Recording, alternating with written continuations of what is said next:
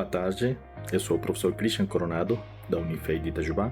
Vou relatar as principais atividades deste 7º relatório mensal. Durante os meses de julho e agosto, foi recepcionado novamente o motor F1C para fazer os testes com etanol, já com a Econova. Nos meses de setembro, foi preparado o motor para levar no Tech Center da MAHLE em Jundiaí. No mês de outubro, foram realizados estes testes de validação no Tech Center da MAHLE. Foram obtidos bons resultados. O nosso time da Unifei foi por umas 3 semanas. Eu consegui participar nos últimos 3 dias da validação e dos ensaios do motor no dinamômetro ativo da MAHLE com bons resultados. O motor, o F1C, voltou para a FPT porque ele ia ser utilizado em um veículo de demonstração, significando um avanço que não estava programado no nosso projeto. Durante os meses de novembro e dezembro foram utilizados para trabalhar na etapa 11, principalmente para preparar os testes com hidrogênio, que são os últimos testes do nosso projeto. Já finalizaram os testes e os ensaios, tanto no GT Suite, a parte teórica das simulações, para ver a correta forma de injeção deste hidrogênio, já seja em dual fuel ou já seja em uma single fuel. E, finalmente, no mês de dezembro, as principais atividades de trabalho, tanto iniciação científica quanto algumas teses de doutorado, foram finalizadas. Se prevê que nos últimos 5 meses de trabalho finalizemos esses últimos testes com hidrogênio. O nosso projeto foi aprovado até 12 de maio e está sendo feito o principal remanejamento dos recursos financeiros para a fase final do projeto. Muito obrigado. Após os testes de calibração base na Unifei, o motor foi preparado e enviado para o Tech Center na MAHLE em Jundiaí. O motor foi instalado e os testes foram realizados por integrantes da equipe do projeto, engenheiros e técnicos da FPT Industrial e da MAHLE. O motor foi submetido a testes para calibração do mapa, agora com dinamômetro ativo, sensores mais precisos e o analisador de emissões. Foi instalado toda a parte de catalisador do veículo e aí foi desenvolvido um novo mapa muito mais robusto e preparado para aplicação no veículo. No relatório é mais fácil de ver os dados detalhados. E também o motor foi submetido, funcionando com etanol, a ciclos de homologação. Aqui é apresentado um WHTC, onde apenas o CO está acima do limite. A gente acredita que é um resultado excelente, sendo que o catalisador é desenvolvido para o motor a gás e tem muitas tecnologias que podem ser aplicadas para mitigar esse quesito. Mas parte de NOx, CH4, THC, todos já passaram no teste. Então aqui a gente tem os nossos resultados referentes à avaliação da pegada de carbono dos casos estudados, onde nesse caso a gente avaliou os impactos da substituição do GNV por biometano. A gente utilizou os dados experimentais e dados de simulação feitos com biometano, validado pelos dados experimentais de GNV, e a gente considerou o nosso biometano como sendo produzido a partir de resíduos sólidos urbanos. A gente aplicou então um veículo Iveco Daily 35160 a um ciclo de condução FTP 75 e utilizou os dados de emissão que a gente vê aqui nessa tabela 1 para fazer a nossa avaliação do ciclo de vida. Mas é interessante notar que a gente observou um aumento de consumo de cerca de 11% aqui quando a gente utiliza o biometano, porém as emissões de CO2 não foram alteradas. E aqui, finalmente, falando da nossa CV, a gente pode observar principalmente que o biometano ele tem sim o potencial de redução de CO2 de até 85%, como a gente pode ver nessa imagem. Considerando o campo de distribuição tridimensional das partículas de velocidade do combustível, que a gente pode ver por injetor de jato duplo, onde tem acúmulo na proximidade da saída do injetor e ambas as válvulas de admissão, tanto da esquerda quanto da direita.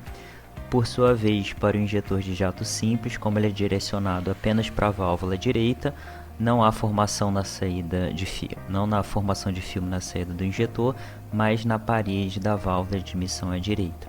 Pode-se observar nessa figura para o injetor de jato duplo, comparado com o injetor de jato simples, que reduz a formação de filme. Aqui nós podemos observar as curvas de pressão e de taxa de liberação de calor em função do ângulo Vieira-Brequin, e aqui a formação de filme para várias partes do motor. Em 2025, o projeto me proporcionou uma internacionalização para a Universidade de Castilla-La Mancha, em Ciudad Real, na Espanha, para podermos ampliar o horizonte da pesquisa e aprofundar os estudos como em hidrogênio e em emissão de poluentes durante 5 meses. O trabalho foi feito no laboratório de rolos, o rodízio, onde o veículo é posicionado em uma câmara com controle de temperatura e umidade, que contém um rolo abaixo do chão, simulando o deslocamento de tal veículo em vias normais. A câmara também contém um ventilador, que simula as condições aerodinâmicas de movimento do veículo.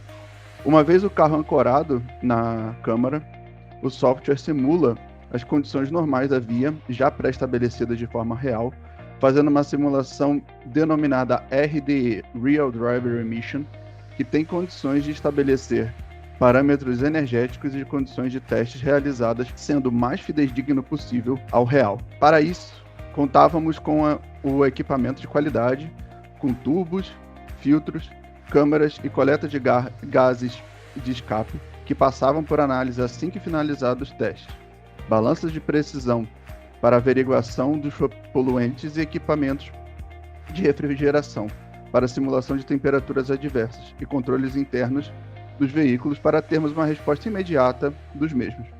Durante o período de estadia, foi possível realizar testes em 3 veículos. Finalizamos o veículo a diesel, acompanhei todo o teste no veículo elétrico e todo o teste em condições normais do carro movido a GLP. Na estadia, eu e o professor Christian fomos ao Centro de Pesquisas de Hidrogênio na cidade de Porto Olhanha, onde foi possível verificar o que há mais de avançado nessa tecnologia. Verificamos todos os sistemas de produção de hidrogênio, armazenamento, uso em veículos, casas e um container que é possível levar o abastecimento de hidrogênio para toda a região e também para o abastecimento normal em postos, sempre mostrando fatores de segurança, tecnologia, performance e futuro. Queria deixar aqui registrado meu agradecimento a todos que me proporcionaram isso e essa experiência extremamente enriquecedora. Os estudos de biometano com o GT Suite possibilitaram o desenvolvimento e aprovação de uma tese de doutorado em agosto de 2025. Essa tese coletou todas as informações relacionadas com o GT Suite biometano, onde se destaca o desenvolvimento do mapa do avanço de ignição para o novo combustível e, consequentemente, a possibilidade de redução das principais emissões ao utilizar biometano. Além disso, o artigo publicado demonstrou sua relevância científica no contexto da mobilidade urbana. Além disso, destaca-se que o pesquisador, após concluir a tese, encerrou seu vínculo formal com o projeto, mas mantém parceria, sobretudo na equipe de simulação do GT Suite, e destaca ainda a edição de um artigo para publicação no início de 2026, após conter dados experimentais realizados na Unifei. Olá, meu nome é Débora, eu sou bolsista do projeto Rota 2030 com a pesquisa Análise do ciclo de vida da cadeia produtiva do biometano para analisar o impacto da substituição deste por GNV em um motor bifuel. Na nossa pesquisa nós utilizamos 2 composições de biometano, um da gás verde e um da ecocitro, e uma composição de GNV da gás verde. A pesquisa foi feita em 3 etapas, onde na primeira foi feita a aquisição de informações e montagem do inventário, com dados como tipo e origem de biomassa, transporte da biomassa e de utilizada na purificação e refino. A segunda etapa foi feita simulação no software GT Suite para obter dados das emissões na combustão desses 3 combustíveis.